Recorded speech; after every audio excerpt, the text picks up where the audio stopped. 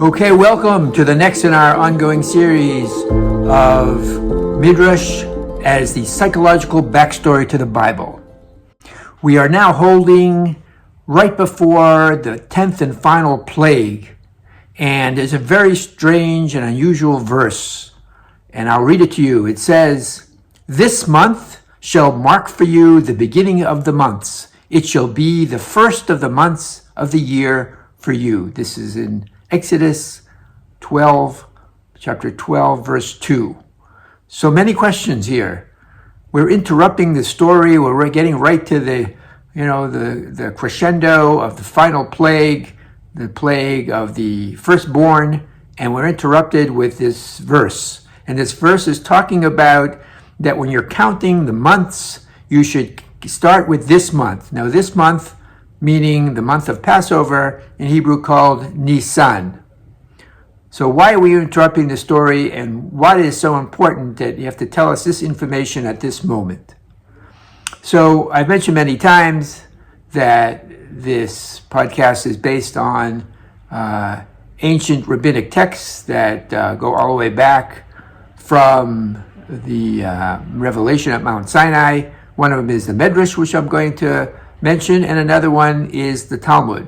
So in the Talmud, there's a famous disagreement between two rabbis as wondering about which month was it that the world was created. Now that sounds a little odd at first, right?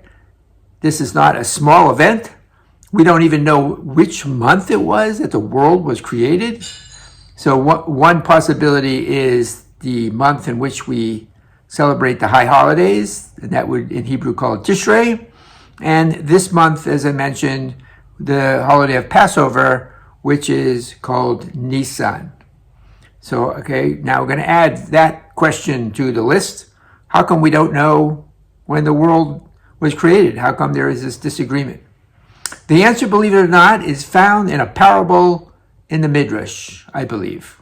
And that parable says that there was a king who decided to build a new city, and he was sending around his surveyors and his engineers, and they were looking at different places. The first place they looked at was filled with water, so they said, okay, this is not good. Second place, also filled with water, and finally they came to a place with a good, solid bedrock of stone. They said, here we can build.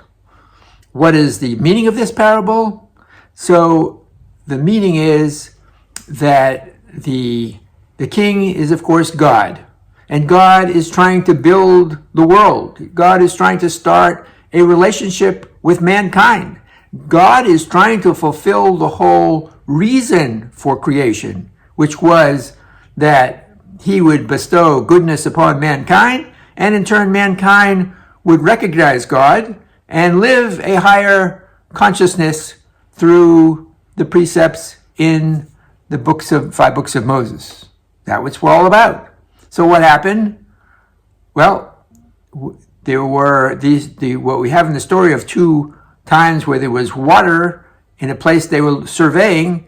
Those are about the two floods. Now, only one flood is recorded, the flood in the time of Noah in the Bible. But again, according to rabbinic literature, there was another flood.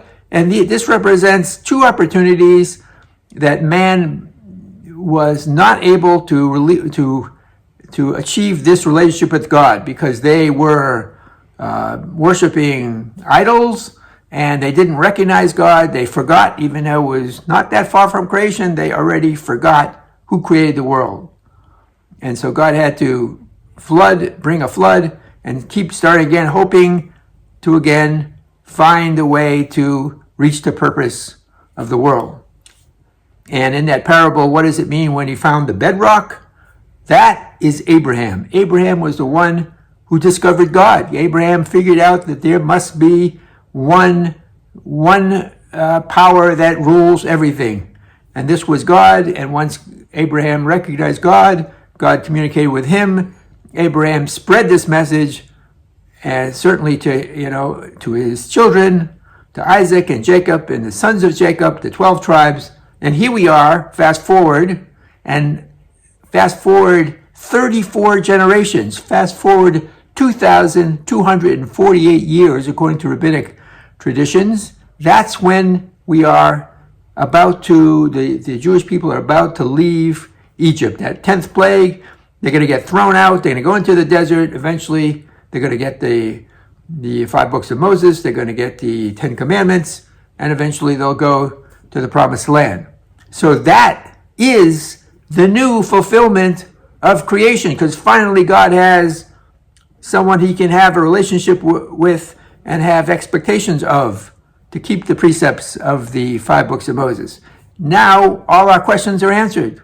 What is it doing right here, right before the 10th plague? Because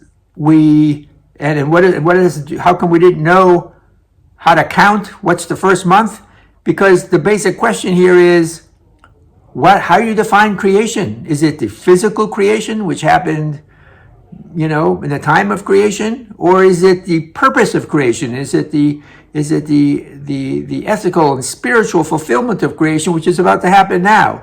And that is what the two rabbis in the Talmud are arguing about. So this is, as I said, the reset button for creation. That's why it's coming right now, just before, we're about to be released from Egypt and start finally, after so many years, to fulfill the purpose of creation. If you like this video, please hit like and subscribe, and I look forward to your comments below.